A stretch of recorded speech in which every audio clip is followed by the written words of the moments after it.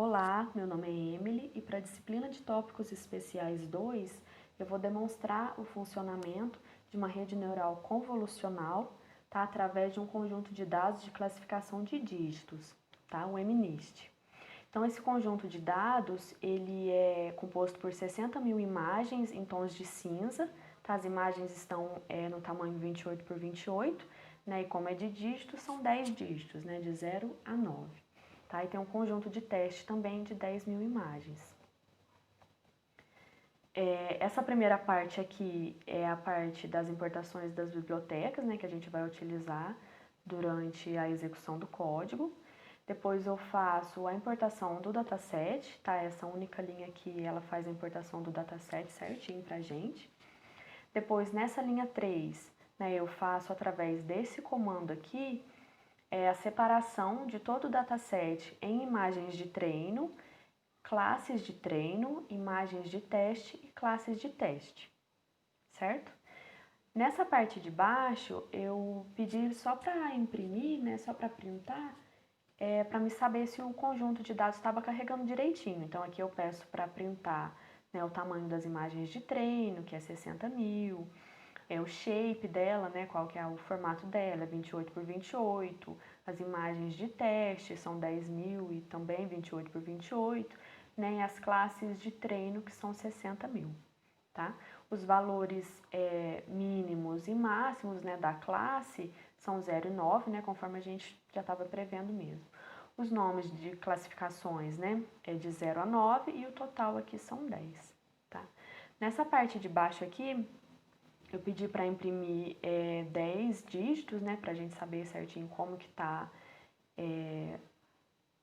demonstrado, né, como que as imagens são.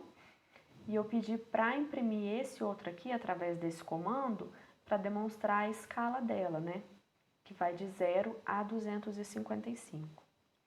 Para me fazer o tratamento da imagem para passar para a CNN, eu tenho que dar um reshape nela, né, refazer o formato dela para me conseguir utilizar ela aqui no código de baixo. Então,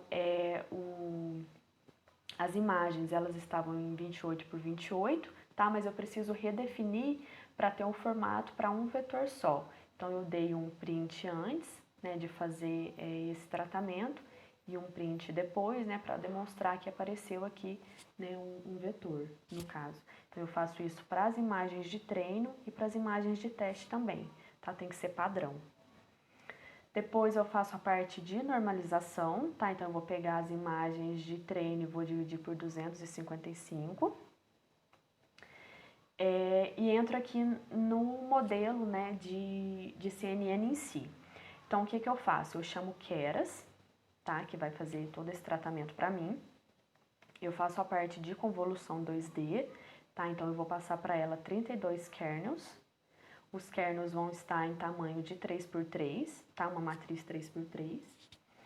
O input shape aqui, né, que é essa parte aqui, que ele tem que aparecer, por isso que a gente fez o tratamento dele aqui em cima, tá? A imagem é 28 por 28, né? E o 1 é obrigatório da biblioteca, né, que já está em escala de cinza, mas eu preciso primeiro refazer as imagens aqui em cima para me conseguir utilizar, né, esse comandinho aqui certinho. Tá? A função de ativação é a TensorFlow Relu, normal, tá? Eu tenho que chamar a Max Pooling, aqui também 2D, né? Ela vai ser uma matriz 2 por 2, tá? Que trata, né, a questão de diversos ângulos da imagem. Então, mesmo se a imagem estiver inclinada, ou espichada, ou independente do formato dela, né? Ele tem que conseguir reconhecer, né? É a intenção dele conseguir reconhecer, tá? Depois eu passo aqui o comando flatten, né? Que transforma a imagem que está em 28 por 28 em 1D, né? Para me conseguir fazer a entrada, então ele vai fazer um vetor de entrada, tá? Essas duas camadas densas aqui, né? São as minhas camadas ocultas, tá? Depois eu dou aqui um dropout, que é para fazer, né, meio que um barramento do overfitting. E depois eu faço a camada de saída, né, que eu vou utilizar aqui a softmax, tá? Porque na essência ela dá a probabilidade da entrada estar em uma determinada classe, né, ou não. Essa parte aqui eu estou usando para fazer a compilação, tá? Então eu vou utilizar o Adam.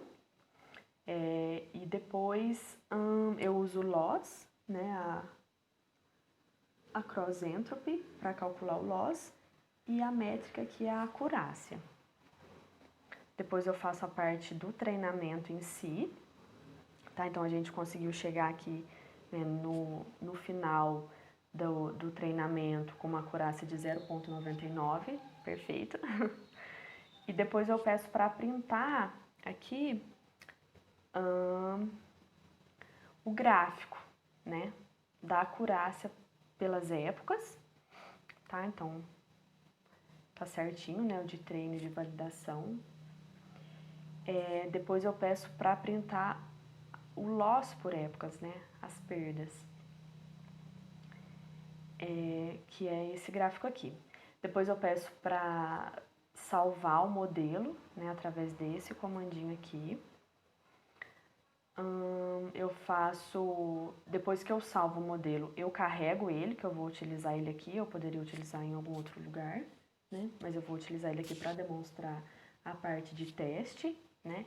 E aí depois eu vou, o mesmo código que eu fiz lá em cima, eu vou fazer aqui embaixo, né? Depois com o modelo já carregado, tá? Então eu vou passar,